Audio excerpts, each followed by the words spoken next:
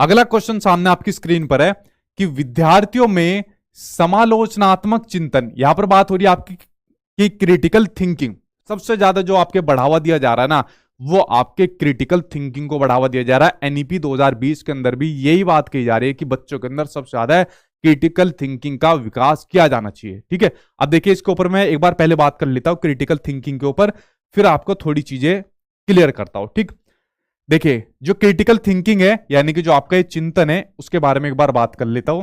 चिंतन के बारे में यानी कि आपकी थिंकिंग के बारे में कि किस प्रकार से होती है, थोड़ा सा इसके ऊपर नजर डाल लीजिए कि आपकी किस प्रकार से चलती है। ठीक है, एक बार नजर डाल लीजिए। चिंतन का जो सबसे पहला स्टेप होता है वो होता है जब हम किसी चीज को देखते हैं या किसी चीज के प्रति अपना परसेप्शन बनाते हैं। यानी कि जो सबसे पहली चीज होती है वो होती है परसेप्शन, यानी कि आपकी परसेप्चुअल थिंकिंग। क्या होती है आपकी परसेप्चुअल थिंकिंग? परसेप्चुअल थिंकिंग, या कह सकते हो आप लोग इसको कॉन्क्रीट कह सकते हो, या मूर्त इसको कह सकते हो, चिंतन कह सकते हो। ठीक है, तो आप लोगों ने कोई चीज देख ली, ठीक है, फॉर एग्जाम्पल आप लोगों ने सीटेट का देख लिया कि भाई पहले आपको सीटेट का एग्जाम पास करना है, इसी के बाद ही आप लोग कोई और एग्जाम को, मेन एग्जाम को दोगे, तभी आप लोगों को जॉब मिल जाएगी। ये तो आपका सिर्फ पहला स्टेप है।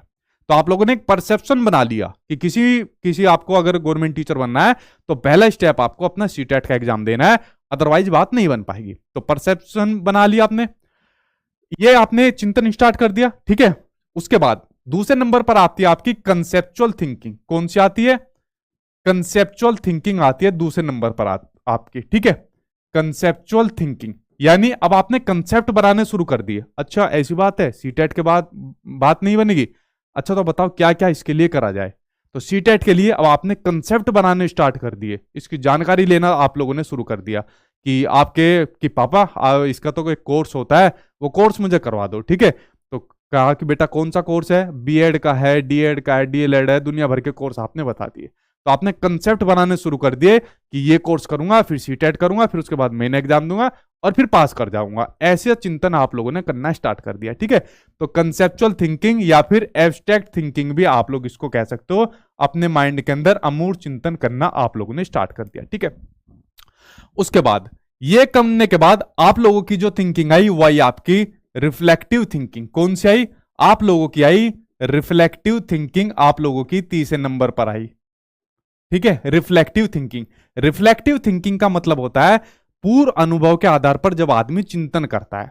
जैसा आपने सोचा कि भाई अपना पहले कोर्स करूंगा, कोर्स करने के बाद अपना सीटेट की तैयारी करूंगा और उसके बाद जो है चीजें सीखूंगा। जैसा आप लोग अभी सीटेट पढ़ने आए हो पहली बार, बहुत से बच्चे ऐसे होंगे जो पे कुछ नंबर से पिछले साल रह गए होंगे, अब वो दोबारा नई चीजें सीख रहे हैं। तो पूर्व अनुभव के आधार पर अब वो नई नई चीजें सीख रहे हैं, तो अपना रिफ्लेक्टिव चिंतन कर रहे हैं। कुछ बच्चे पहली बार सीटेट का एग्जाम देने आए हैं, बट उन्होंने कुछ चीजें अपने टीचिंग ट्रेनिंग कोर्स, जो भी अपना बीएड बीटीसी जो भी किया होगा, ठीक है, बीटीसी नहीं, जो भी अपना किया होगा टीचिंग ट्रेनिंग कोर्स, तो वहां पर पड़ी होगी, उसके आधार पर चिंतन कर रहे हैं। ठीक है, यानी अनुभव के आधार पर जो आदमी चिंतन करता है वो आपका रिफ्लेक्टिव थिंकिंग हो जाएगा। रिफ्लेक्टिव थिंकिंग करने के बाद आदमी अगली स्टेज पर पहुंचता है, वो होता है आपका क्रिएटिव थिंकिंग पर। ठीक है, वो होती है आपकी क्रिएटिव थिंकिंग। अब आदमी यहां पर क्रिएटिविटी करता है। क्या काम करता है? यहां पर आदमी क्रिएटिविटी करता है। तो यहां क्या काम करेगा? अच्छा यार सचिन सर की वीडियो देख ली, यहां पर तो कुछ नए पॉइंट पढ़ लिए। अच्छा, इन नए पॉइंट को घुमा घुमा कर मैं इस सब्जेक्ट के अंदर इसको जोड़ दूंगा, प्याज के अंदर इसको जोड़ दूंगा, ईवीएस के अंदर इस तरीके से जोड़ दूंगा। तो अपनी खुद की क्रिएटिविटी का आदमी इस्तेमाल करना शुरू कर देता है।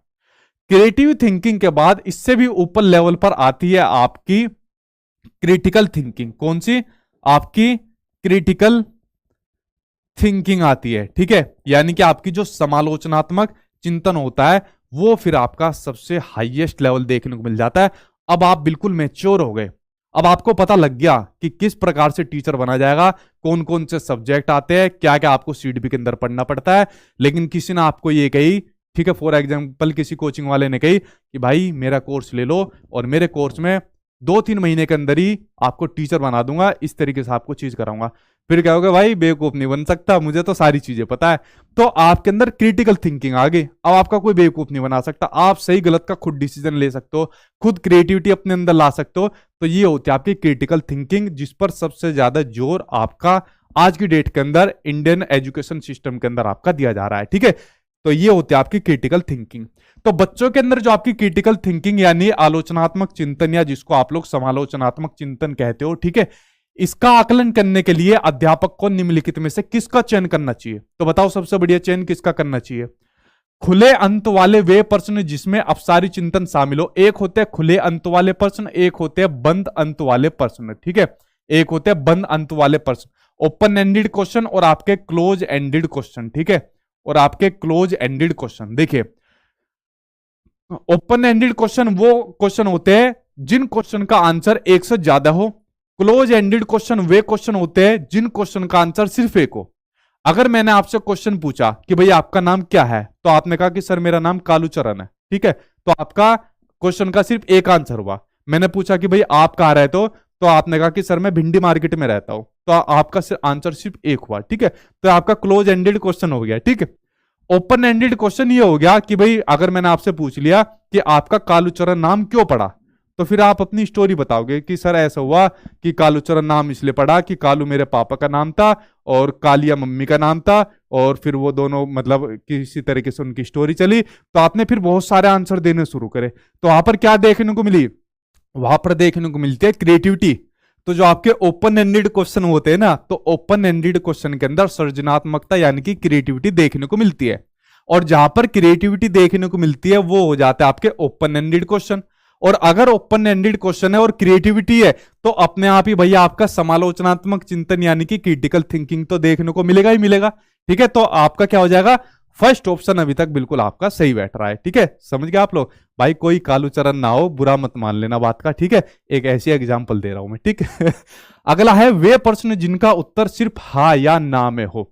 तो यानी कि आपका क्लोज एंडेड क्वेश्चन सिर्फ आपको हाँ या ना के अंदर आंसर देना है। जैसा आपके एग्जाम में ऑब्जेक्टिव टाइप क्वेश्चन आते हैं, 4 आपके ऑप्शन दिए होंगे, इसमें से सिर्फ आपको एक पर टिक लगाना है, तो ये आपका क्लोज एंडेड क्वेश्चन है, ठीक है। तो ये भी नहीं होगा। एक शब्द के जवाब वाले प्रश्न, तो ये भी नहीं होगा भाई आपका।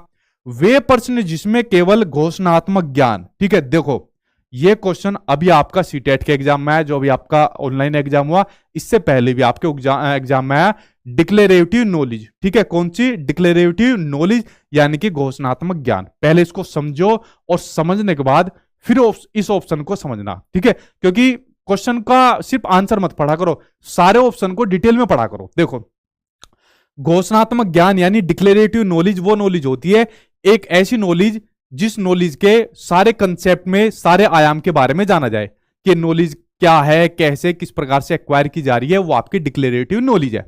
कि सीटेट का एग्जाम है, सीटेट के एग्जाम को कैसे पास किया जाए, कब पास किया जाए, क्यों पास किया जाए, आपकी डिक्लेरेटिव नॉलेज है।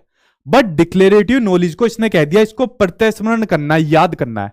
तो याद करना, रोट मेमोराइज करना, ये आपकी सभी नेगेटिव चीज है, ठीक है। अगर आपने चीज याद कर ली तो क्या आपकी क्रिटिकल थिंकिंग हो जाएगी? क्रिटिकल थिंकिंग के अंदर तो क्रिएटिविटी होती है। अगर याद करना नहीं होता ना, ये क्वेश्चन फंस जाता भाई आपका, ठीक है। तो आंसर ये भी नहीं होगा आपका, आंसर सिर्फ आपका फर्स्ट वाला सही हो जाएगा, ठीक है। इस तरीके से ऑप्शन को सभी वालों को पढ़ के किया करो, ठीक है, समझ गए कालूचरण?